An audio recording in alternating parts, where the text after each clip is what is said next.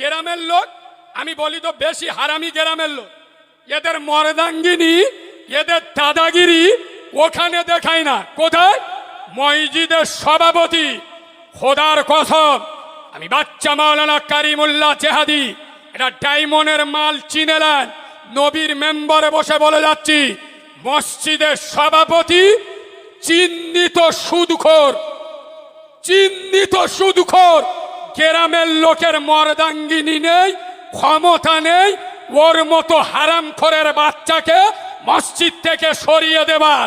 কিন্তু ইমাম যদি একটা ভুল করে, শালা একদিন সময় লাগবে না, ইমামকে সরিয়ে দেবে। কথা বলে না? আরে আমি ঠিক বলছি না ভুল বলছি? মসজিদের ক্যাশিয়ার, ক্যাশিয়ার বোঝেন? বোঝেন? মালকড়ি যার কাছ থাকে, শালা ওর বাপের ঘরের টাকা। খোদার কসম, বছরের পর বছর মসজিদের আয় ব্যয়ের হিসেব দেয় না, মসজিদের টাকা ছেড়ে খায়, মসজিদের জায়গা করে খায়। ওর মতো হারামির বাচ্চাকে মসজিদের ক্যাশিয়ার থেকে গ্রামের লোকের মর্দাঙ্গিনী নেই, দাদাগিরি নেই যে ওর মতো হারামির বাচ্চাকে মসজিদ থেকে সরিয়ে দেবার। ইমাম সে তো মানুষ, একটা ভুল হতে পারে, তার যদি একটা ভুল হয় 6 ঘন্টার মধ্যে ইমামকে মসজিদ থেকে সরিয়ে দেবে। তার মানে কি? নরমের উপরে চেপে ধরতে সবাই পারে। কথা বলে না? এই 1 মাস আগে আমার গাড়িটা ভেঙে দেয়, 90,000 খরচ। কিরাম মাল লাল, বড় ভাইয়ের গাড়িটা ভেঙে দেয়। কথা বুঝতে পারেনি? কারণ নরমে চেপে ধরছিস। এই বাবু, আলেমদের গাল দেওয়া, পীর সাহেব পীরজাদাদের গাল দেওয়া খুব সহজ। তুই কিরাম মরদের বাচ্চা তৃণমূলের কোন নেতার বিরুদ্ধে গাল দে দেখ, কথা বলে না, দে দেখ, তোর আমুল ভেঙে দেবে। আর তুই আলেম পীর সাহেব পীরজাদাদের কেন? এটা নরম জায়গায় টিপে ধরতে মজা লাগে। ঠিক বলছেন? আমার কথা কি আপনাদের অসুবিধা হচ্ছে? ওয়াজ কি প্রথম থেকে করা হয়ে যাচ্ছে? এটা বড় ভাইজানের স্টেট তো, টিটি নাচ দিতে হবে, এখান ভিটাইমি কাজ হবে। হ্যাঁ না না, তাহলে প্রথমে একটা টিটি নাচ দেবো, সবাই দিদি বললি দেবো, বিরাট কন কন করবে দেবো। তাহলে আমার সাথে কথা বলুন, বিশেষ করে মুরব্বীরা। আচ্ছা বা, আগের থেকে এখন ঘড়ি ছিঁড়ে গেছে, 12,000-এর মাল কমিটির লোকেরা পয়সা একটু বেশ করে দিস। চলুন সোনার বাবাজি, আগের থেকে এখন মসজিদের সংখ্যা বেড়েছে না কমেছে? কথা বলুন। বেড়েছে। আচ্ছা বা, আগের থেকে এখন মাদ্রাসার সংখ্যা বেড়েছে না কমেছে? বেড়েছে। আচ্ছা বা, আগের তুলনায় এখন টুপিওয়ালার সংখ্যা আগের তুলনায় এখন বেড়েছে না কমেছে? বেড়েছে। আচ্ছা বা, আগের থেকে এখন জলসা মেহফিল বেড়েছে না কমেছে? আমি জিজ্ঞেস করছি, মানে কোনো ভালো অর্থ আছে তো বলুন। আগের থেকে এখন মৌলবীর সংখ্যা বেড়েছে না কমেছে? বেড়েছে।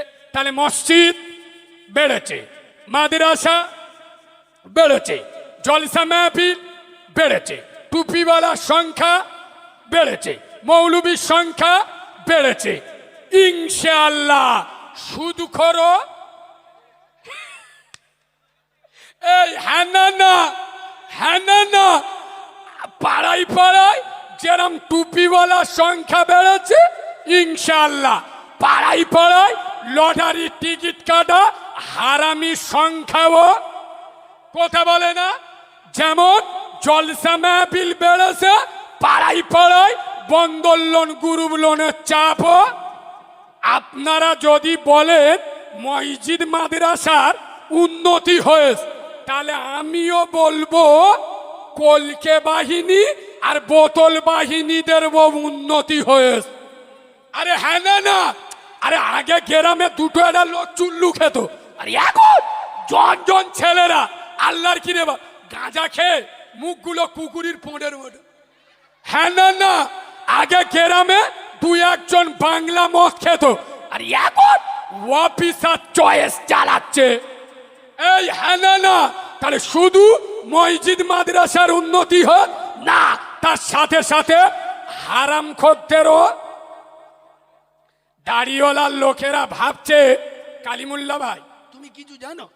তুমি আমাদের মসজিদ দেখেছো? মসজিদের কি তিনতলা মসজিদ, মসজিদে টালি লাগিয়ে দিস।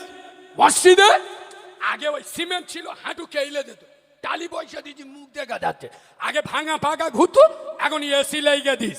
শোন বাঁদরের বাচ্চা, আমি বাচ্চা মাওলানা কারিমুল্লাহ জেহাদি খোদার কসম চ্যালেঞ্জের সাথে বলে যাচ্ছি, মসজিদ তিনতলা করা মসজিদের উন্নতি নয়, মসজিদের টালি বসানো মসজিদের উন্নতি নয়, মসজিদের এসি লাগানো মসজিদের উন্নতি নয়।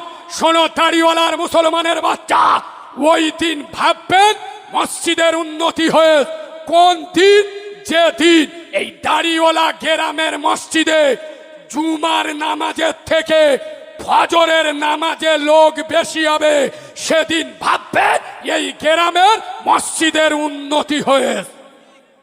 আমার ওয়াজ বুঝতে পাচ্ছেন না? পাচ্ছেন না? যেদিন দেখবেন জুমার নামাজের থেকে, ভোরের বেলা যে নামাজটা হয় ওটা কিসের নামাজ? কিসে? ফজরের নামাজ। জুমার থেকে লোক বেশি হয়েছে, সেই দিন ভাববেন মসজিদের উন্নতি হয়েছে। আচ্ছা, আমি কথাটা ঠিক বললাম না ভুল বললাম? মুরব্বীদের জিজ্ঞেস করো, আগে মসজিদ ছিল মাটি, তাদের ঈমান ছিল, আর এখন মসজিদ হয়েছে পাকা, আমাদের ঈমান হয়েছে ফাঁকা। আল্লাহর কি রে বা, জোরে নামাজ পড়ে মসজিদে নেবে, পাশের বাড়ির লোক অন্য দল করেছে, মসজিদের নামাজ পড়ে থানায় গিয়ে কাঁচা মিথ্য কথা বলে কেস করতে। এই হ্যাঁ না না কথা বলে না, খোদার কসম পায়ে ধরে বলে যাচ্ছি, বিশেষ করে যুব সমাজ, তরুণ সমাজ, নৌজওয়ান সমাজ, আমি যুবকদের বক্তা, বুড়ো মালগুলো হলো ডেড ফেল মাল। আমি যুবকদের জাগাতে এসছি, যুবকদের ঘুম ভাঙাতে এসছি। এই 24 পরগনার যুব সমাজ, খোদার কসম তোরা জেগে ওঠ। তোদের হাতে মোবাইল মানাই না রে, তোদের হাতে আল্লাহর কোরআন মানাই, তোদের হাতে ফ্রি ফায়ার আর পাবজি মানাই না, তোদের হাতে আল্লাহর তসবির দানা আর রাসূলুল্লাহর সুন্নতি মেসওয়াক মানাই।